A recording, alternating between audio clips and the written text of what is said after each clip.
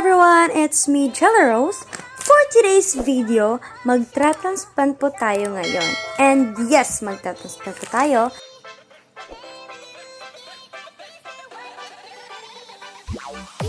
Hello everyone! Let's go!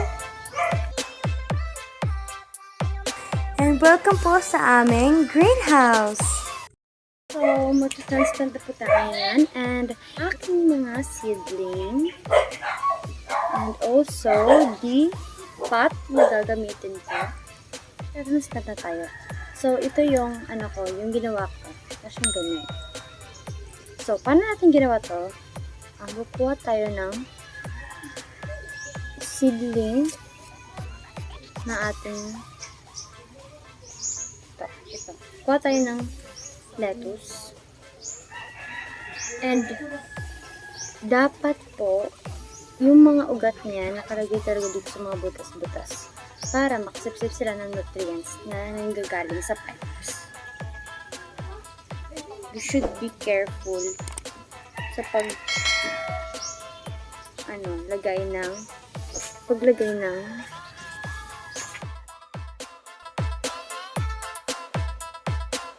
Han!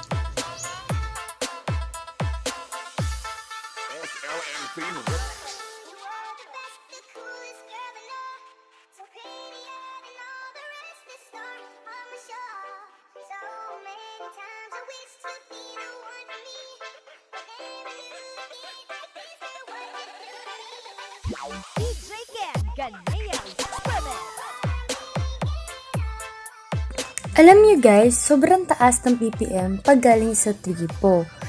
Kaya mabuti na lang meron kaming balon. Yung tubig balon guys, yan yung ginagamit ko guys. Nasa 355 lang yung tubig balon. O kaya pasingawin nyo muna yung tubig na gagamitin nyo pag galing sa gripo. Mga 1 or 2 araw po. And also, dapat hindi yun. Ito lang po.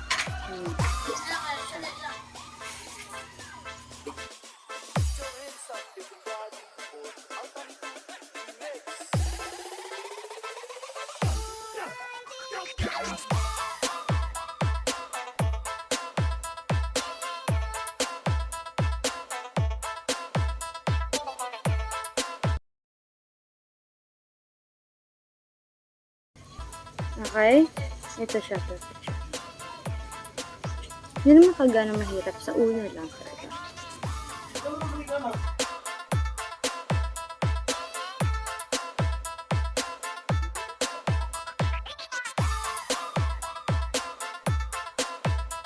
Ito, first time ko ito magta-transplant.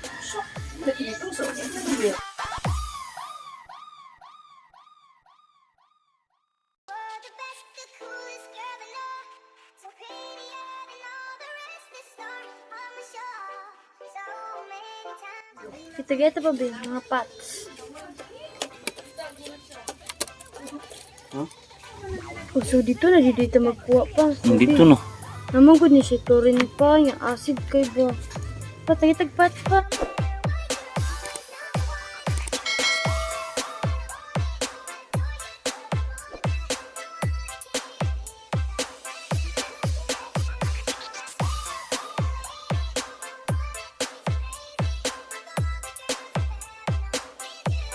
Handahan lang ng mabuti guys at iwasan maputol yung ugat.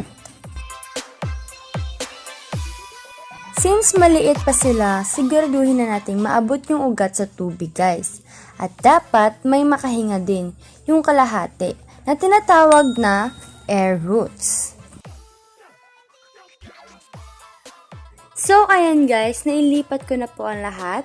So, thank you guys for watching. Sana nag-enjoy kayo at may natutunan kayo sa kung paano mag-transplant ng lettuce. And please share, like, and subscribe.